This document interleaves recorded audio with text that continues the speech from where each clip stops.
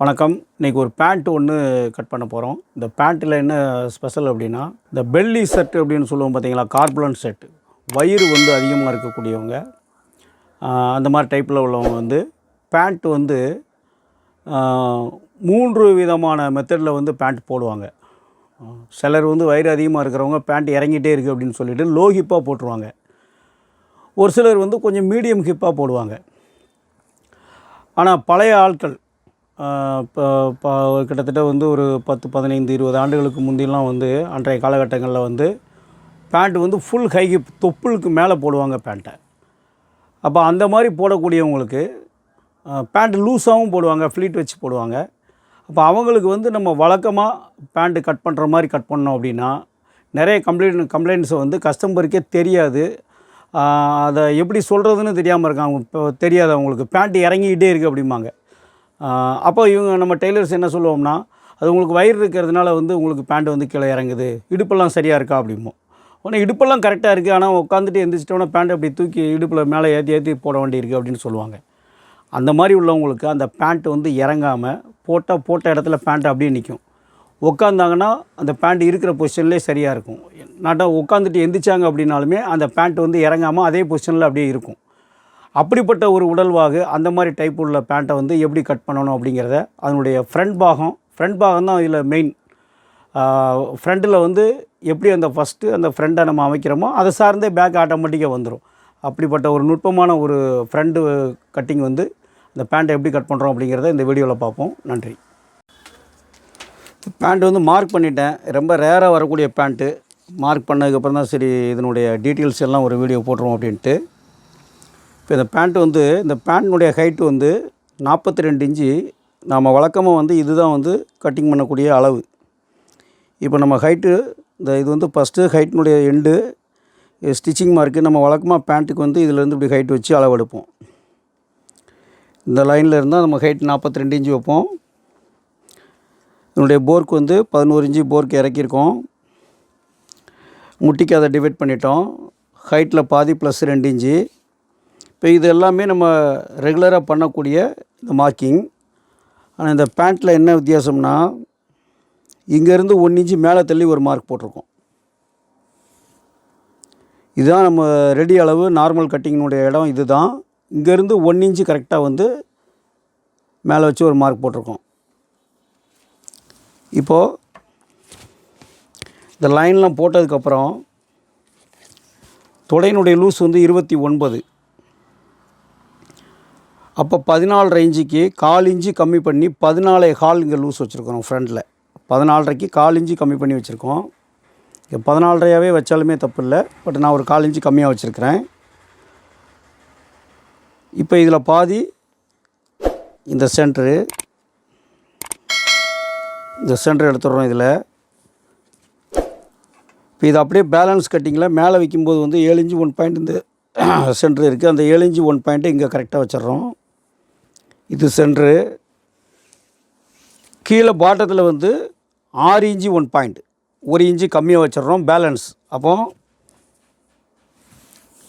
இந்த சென்டர்லேருந்து இந்த டேப் இப்படி வச்சோடனே இது சென்ட்ரு. இதில் நம்ம பிளேயில் பாதியை வச்சு எடுக்கிற இடம். பட் இது ரெண்டையும் சென்ட்ரு பண்ணி முட்டியினுடைய லூஸ் வந்து ஆட்டோமேட்டிக்காக வந்துடும். இதெல்லாமே நம்ம நார்மலாக பண்ணக்கூடியது.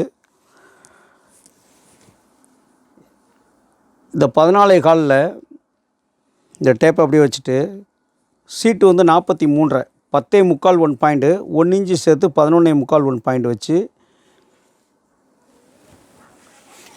ஃபஸ்ட்டு வந்து இந்த 11.25 1 பாயிண்டில் பிளேனுடைய லைன் வந்து ஸ்ட்ரெயிட் லைன் போட்டுக்கிறோம். இது இப்போ ஸ்ட்ரெயிட் லைன், கரெக்டான ஸ்ட்ரெயிட் லைனு. பிளேனுடைய மார்க் இது தான். இப்போ இங்கேருந்து 1 இன்ச்சு வைக்கிறோம். இந்த 1 இன்ச்சை தாண்டி போயிடக்கூடாதுங்கிறதுக்காக இந்த 1 இன்ச் வச்சுட்டு இது ரெண்டையும் சென்ட்ரு பண்ணி ஒரு லைன் எடுத்துடுறோம். ஃபஸ்ட்டு இந்த பிளேயிலேருந்து இதை எப்படி வச்சு ஒரு லைன் எடுத்துடுறோம். எடுத்துட்டு இந்த ஜிப்பினுடைய எண்டிலேருந்து லைட்டாக வந்து இது ரெண்டுக்கும் சென்ட்ரு பண்ணி இந்த லைனில் ஃபஸ்ட்டு இந்த ஸ்ட்ரைட் லைன் எடுத்திருக்கோம். அதுக்கடுத்து இது ரெண்டுக்கு சென்டர் பண்ணி அந்த லைனை கிராஸ் பண்ணி ஒரு லைன் இப்படி போட்டோம். இப்போ அதே லைனை இந்த ஜிப்பு பதிக்கிற இடத்துலேருந்து லைட்டாக வந்து பெண்டு கொடுத்துட்றோம். இந்த பெண்ட் ஷேப் வந்து இந்த ஜிப்பு பதிக்கிற இடத்துலேருந்து லைட்டாக வந்து ஒரு பெண்ட் ஷேப் கொடுத்துட்றோம் அப்படி. இப்போ இந்த இடத்துல இருந்து தான் வந்து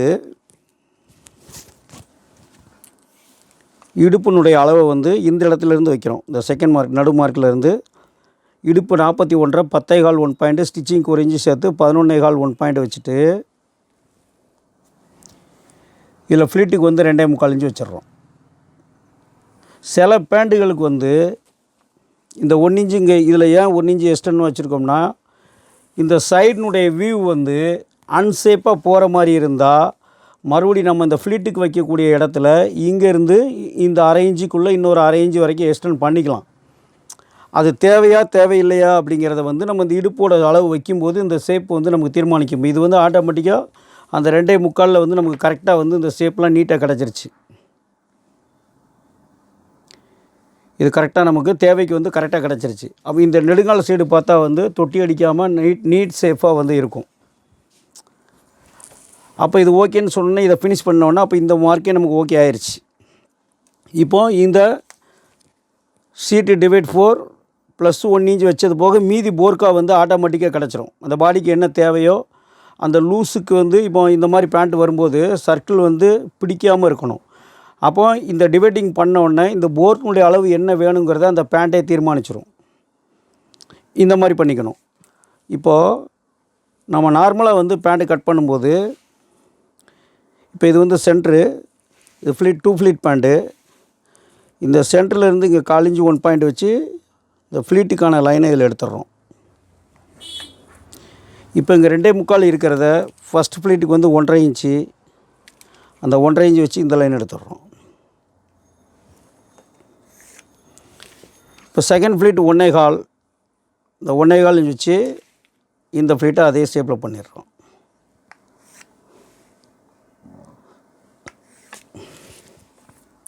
இப்போ 2 ஃப்ளீட் ஓகே ஆயிடுச்சு. ஃப்ளீட்டுமே வந்து உங்களுக்கு தேவையான அளவு ஃப்ரீயாக இருக்கும். இந்த ஃப்ளீட் வந்து பேண்ட் போடும்போது ஃப்ளீட்டு விரியாது. இப்போ நம்ம நார்மல் பேண்ட்டுக்கு இடுப்பினுடைய ஷேப் வந்து இந்த கரவை வந்து இப்படி எடுப்போம், இந்த மாதிரி எடுப்போம். அப்போது இந்த ஸ்டிச்சிங் லைனுக்கு கீழே வந்து ஒரு 1/4 இன்ச்சு வர்ற மாதிரி வச்சு இந்த பெண்டை வந்து நம்ம இப்படி எடுப்போம், இங்கேருந்து எடுப்போம். ஆனால் இந்த பேண்ட்டுக்கு என்ன பண்ணணும்னா, இந்த ஃபஸ்ட்டு இந்த கார்னர்லேருந்து ஃபஸ்ட்டு மார்க்கு இந்த கார்னர்லேருந்து இங்கே இந்த டாப் 1 இன்ச்சு எக்ஸ்ட்ரா வச்ச இடத்துக்கு நம்ம எடுக்கணும். அப்போது இந்த சென்ட்ரு பாயிண்டில் வந்து இங்கே கீழே இறக்கக்கூடிய மார்க்கு இங்கே ஃபஸ்ட் லைனில் வந்து வச்சிடுறோம். இந்த மாதிரி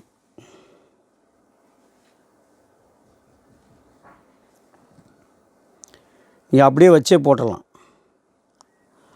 அப்போ அந்த இடத்துல வந்து ஒரு 1/4 இன்ச்சு அந்த மார்க்கு கீழே வரணும், இந்த பாயிண்டில் வரணுங்கிறதுக்காண்டி இந்த பாயிண்ட் வரைக்கும் வச்சுட்டு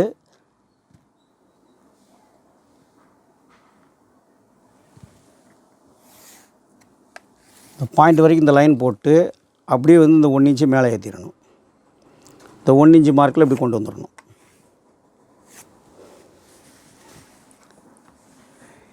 இந்த பேண்ட் வந்து ஃபுல் ஹைக்கு தொப்பை வந்து அதிகமாக தொப்பையும் இருக்கும். பட் பேண்ட் வந்து தொப்புளுக்கு மேலே வந்து ஃபுல் ஹைட்டில் போடுவாங்க. அப்போ நீங்கள் நார்மல் பேண்ட் கட் பண்ணுற மாதிரி கட் பண்ணிட்டோம் அப்படின்னா இதுதான் தேவையான அளவு. இந்த இது வந்து தேவைக்கு அதிகமாக அவங்க பேண்ட் வந்து மேலே போடக்கூடிய இடம். அப்போது அந்த உடம்புனுடைய தன்னிலையில் வந்து இந்த பேண்ட் வந்து கரெக்டாக போய் உட்காரும். இந்த போர்க்கில் வந்து அதிகமான தொங்கல் இருக்காது.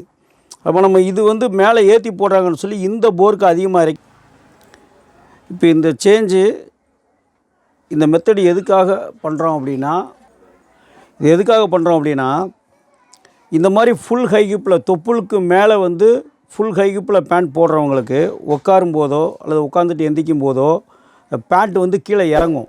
மறுபடியும் இப்படி இடுப்பை பிடிச்சி தூக்கி போடுவாங்க பேண்ட்டை.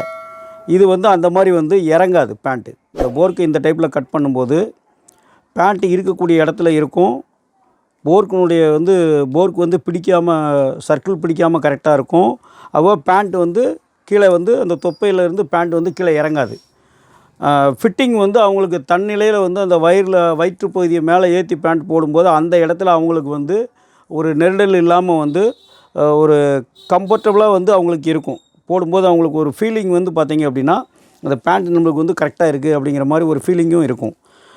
அதுக்கு வெட்டக்கூடிய மெத்தட் தான் இது. இது ரொம்ப ரேராக வரும். அதனால தான் இந்த வீடியோ வந்து மார்க்கிங்லாம் பண்ணதுக்கப்புறம் எடுத்துட்டோம். இப்போ இதை ஃப்ரண்ட்டை கட் பண்ணிடலாம்.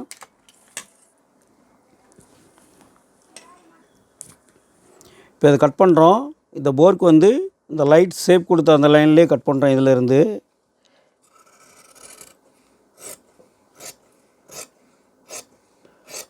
அந்த பெண்டு இருக்கிற மாதிரியும் வந்து தெரியக்கூடாது. அப்படி லைட்டாக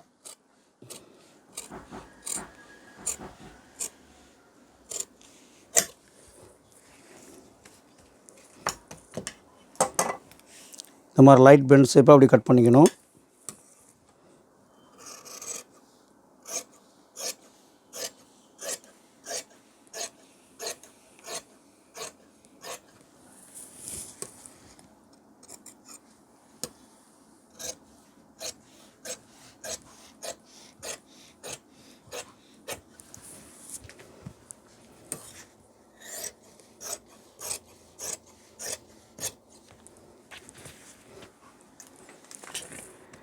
இப்போ நம்ம இந்த எண்டில் இருந்து இந்த மார்க்லேயே வந்து நம்ம இதை வந்து கட் பண்ணிடலாம். அப்படி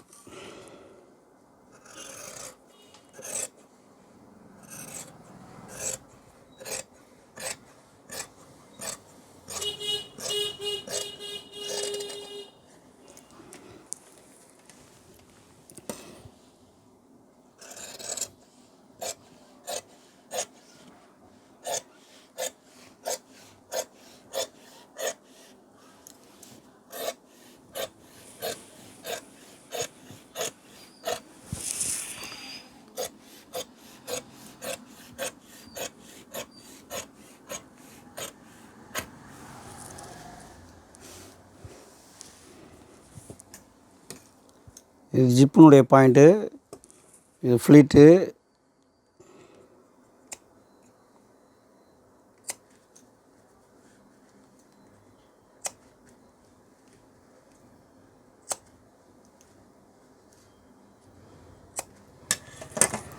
இப்போ இது ஃப்ளீட் வைக்கும்போது இந்த ஃப்ளீட்டை இந்த மாதிரி எடுத்து வைக்கணும்.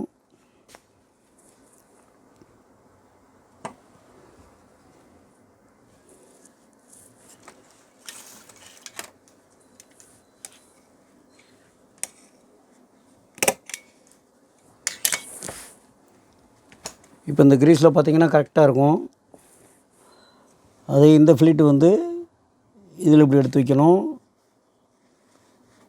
இந்த கிராஸ் வந்து இந்த ஃப்ளீட்டு வந்து தன்னிலையில் அந்த கிராஸில் அப்படி கரெக்டாக இருக்கும். தேய்க்கும்போது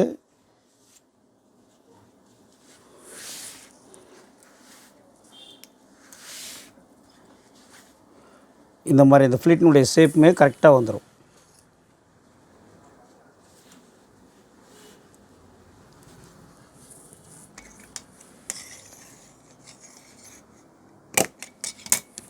இப்படி வச்சுட்டு இந்த ஷேப்பு வந்து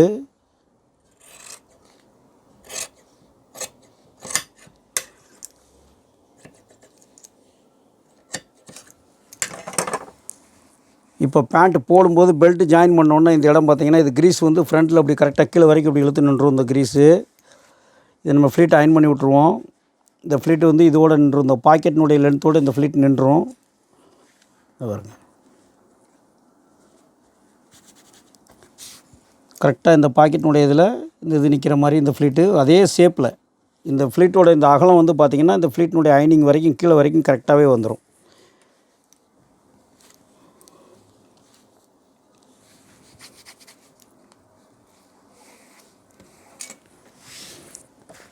அதான் இப்போ இந்த ஃப்ளீட்டினுடைய இதுவும் பார்த்திங்கன்னா ஷேப் வந்து ஒரே மாதிரி இருக்கும். இதை ஸ்டிச் பண்ணும்போது இந்த இடமும் கரெக்டாக இருக்கும். இந்த கரவுகள் வந்து மட்டும் கரெக்டாக இப்படி கரெக்டாக ஷேப் வந்து கரெக்டாக எடுத்துடலாம். இந்த ஃப்ளீட்டு வந்து இந்த ஷேப் கட் பண்ணுறதுக்கு முந்தையே நீங்கள் ஸ்ட்ரைட்டாக இருக்கும்போதே ஃப்ளீட்டை எடுத்து வச்சுட்டு கூட வந்து இந்த கட்டிங் வந்து பண்ணிக்கலாம். அப்போ ரொம்ப ஷார்ப்பாக இருக்கும். இப்போ உங்களுக்கு அதை காட்டுறதுக்காண்டி பண்ணிட்டோம். இப்போ அடுத்து இப்போ ஸ்டிச் பண்ணும்போது அவங்களுக்கு கரெக்டாக இருக்கும். டெய்லர் வந்து எதுவுமே பண்ண வேண்டியதில்லை.